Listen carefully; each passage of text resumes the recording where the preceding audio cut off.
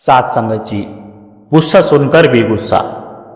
गलती सामने वाले की नहीं, असली जड़ अहंकार है। प्यारी साथ संगत जी, बड़े प्यार के साथ कहना जी, धन निरंकार जी। महात्मा जी, मन की एक सच्ची हालत आपके चरणों में रखनी है। हम ज्ञान सुनते हैं, सेवा करते हैं, भजन करते हैं, फिर भी कई बार अचानक गुस्सा आ जाता है। छोटी छोटी बात दिल को चुभ जाती है। बाद में पछतावा भी होता है कि ऐसा क्यों बोला, क्यों प्रतिक्रिया दी। अगर निरंकार से जुड़ना शांति देता है तो यह गुस्सा आता ही क्यों है। बहन जी, आज आपने बहुत सच्चा प्रश्न किया है और यही सच्चाई ज्ञान का दरवाजा खोलती है। गुस्सा बाहर की चीज नहीं, यह भीतर बैठा हुआ एक दबा हुआ भाव है। जब मन अपनी बनाई हुई उम्मीदों, अपनी धारणाओं और अपनी मैं की पकड़ को छोड़ नहीं पाता, तब कोई छोटी सी बात भी अंदर टकरा जाती है और वही टकराव गुस्से के रूप में बाहर निकलता है। वास्तव में गुस्सा उस घटना से नहीं होता, गुस्सा इस बात से होता है कि मेरे अनुसार क्यों नहीं हुआ। यही मेरे अनुसार ही असली जड़ है। मतलब महात्मा जी, हम परिस्थिति से नहीं, अपनी सोच से दुखी होते हैं। बिल्कुल, परिस्थिति तो एक दृश्य है, पर गुस्सा उस दृश्य पर हमारे मन की टिप्पणी है। दो लोग एक ही बात सुनते हैं, एक मुस्कुरा देता है, दूसरा भड़क जाता है। घटना एक, प्रतिक्रिया अलग क्यों? क्योंकि एक के अंदर मैं हल्का है, दूसरे के अंदर मैं भारी है। जहां मैं को ठेस लगती है, वहीं गुस्सा खड़ा हो जाता है। इसलिए साथ संगत, ज्ञान हमें पहले बाहर नहीं, अंदर देखने की शिक्षा देता है। लेकिन महात्मा जी, अपनों की बात ज्यादा चुभती है। साथ संगत जी, बाहर वालों की बात उतनी नहीं लगती, क्योंकि साथ संगत अपनों के साथ अपेक्षा जुड़ी होती है। हम उनसे व्यवहार नहीं, मनचाहा व्यवहार चाहते। हम सोच लेते हैं, यह तो मुझे समझते हैं, यह ऐसे नहीं करेगा, और जब वही वैसा कर देते हैं जो हमें पसंद नहीं, तब दर्द दो गुना होता है। सच तो यह है कि हमें उनकी गलती से ज्यादा अपने टूटे हुए भ्रम पर गुस्सा आता है। ज्ञान यह सिखाता है कि हर आत्मा अपनी समझ और अपने संस्कार से चल रही है। कोई भी केवल हमें खुश करने के लिए नहीं जी रहा है, क्योंकि अपनों के साथ अपेक्षा जुड़ी होती है। हम उनसे व्यवहार नहीं, मनचाहा व्यवहार चाहते हैं।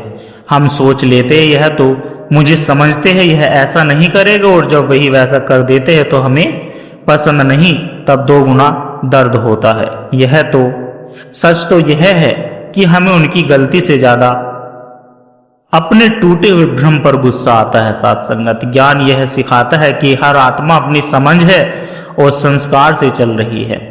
कोई भी केवल हमें खुश करने के लिए नहीं जी रहा है।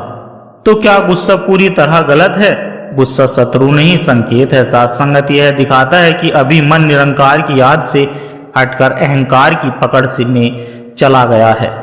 जैसे गाड़ी का डैशबोर्ड लाल लाइट दिखाता है कि कुछ गड़बड़ है, वैसे ही गुस्सा दिखाता है कि भीतर शांति से दूरी हो गई है। समस्या गुस्सा नहीं, समस्या यह है कि हम गुस्से को सही ठहराने लगते हैं। मैं सही हूं, इसलिए गुस्सा जायज है। यही जगह ज्ञान बदलता है। निरंकार का ज्ञान उस पल कैसे काम आता है? साथ संगत, जब अनुभव पक्का हो जाता है कि सामने वाला शरीर नहीं, उसमें भी वही एक निरंकार है, तब प्रतिक्रिया बदलने लगती है। मन तुरंत पूछता है, क्या मैं उसी निरंकार पर गुस्सा कर रही हूं जो मेरे अंदर है? यह विचार ही गुस्से की आग को धीमा कर देता है। ज्ञान प्रतिक्रिया को रोकता नहीं, उसे समझ में बदल देता है। लेकिन गुस्सा तो बहुत तेज आता है, सोचने का मौका ही नहीं देता। इसलिए अभ्यास जरूरी है। सत्संग, सुमरन और सेवा मन को पहले से तैयार करते हैं। जैसे सैनिक युद्ध से पहले प्रशिक्षण लेते हैं वैसे ही साधक परिस्थिति आने से पहले ही मन को ज्ञान में स्थिर करना सीखता है। जब अभ्यास बढ़ता है तो गुस्सा आते ही भीतर से आवाज उठती है, रुको। यह भी उसी की रजा है।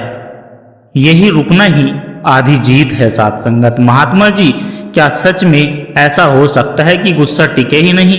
हाँ, जब अनुभव गहरा हो जाता है कि मैं करता नहीं, सब कुछ उसी की हुक्म से हो रहा है, तब सामने वाला गलत लगे तब भी मन सोचता है यह भी किसी शिक्षा का माध्यम है।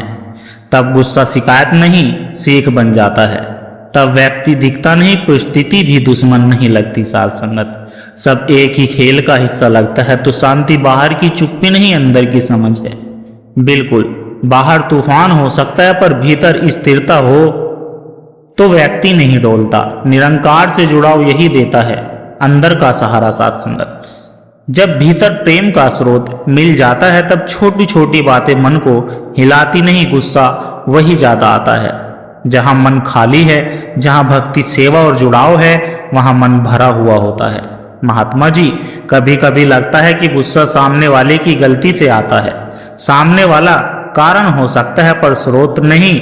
अगर गुस्सा सामने वाले से पैदा होता तो हर कोई उसी बात पर गुस्सा करता, पर ऐसा नहीं होता। कोई बात सुनकर हंस देता है, कोई टूट जाता है, कोई भड़क जाता है। इसका मतलब गुस्सा घटना में नहीं, हमारे अंदर पहले से रखा हुआ है। घटना तो बस बटन दबाती है।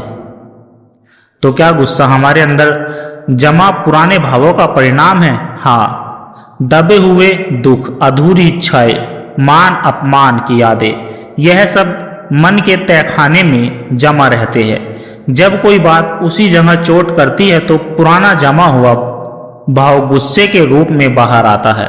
इसलिए कभी छोटी बात पर भी बड़ा गुस्सा आता है, कभी, क्योंकि प्रतिक्रिया वर्तमान की नहीं अतीत की भी होती है। लेकिन निरंकार का ज्ञान इसमें कैसे मदद करता है?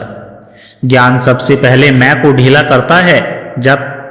जब तक व्यक्ति खुद को कर्ता, मालिक, नियंत्रक मानता है तब तक हर बात उसकी अहंकार से टकराती है। लेकिन जब अनुभव गहरा होता है कि मैं नहीं, वही कर रहा है, तब मन पकड़ छोड़ने लगता है। पकड़ छूटी तो टकराव कम तो गुस्सा कम। पर महात्मा जी, उस क्षण में यह याद कैसे रहे, इसलिए सत्संग बार बार सुनाया जाता है, सुमरन क्यों करवाया जाता है, सेवा क्यों दी जाती है, ताकि मन की पुरानी प्रोग्रामिंग बदले। अभी मन की आदत है प्रतिक्रिया की, ज्ञान उसे साक्षी बनाना सिखाता है।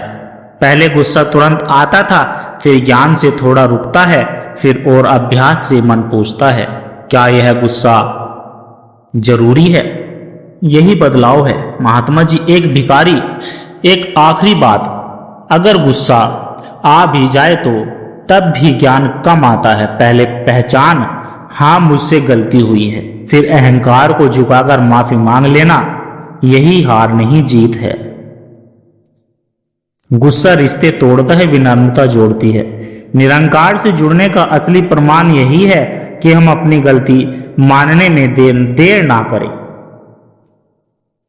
प्यारी साध संगत जी, गुस्सा परिस्थिति की देन नहीं, अहंकार की प्रतिक्रिया है। निरंकार का ज्ञान हमें अनुभव देता है कि सब में वही एक है। हर घटना रजा में है। मैं करता नहीं, माध्यम हूं। सामने वाला दुश्मन नहीं, सीख देने वाला है।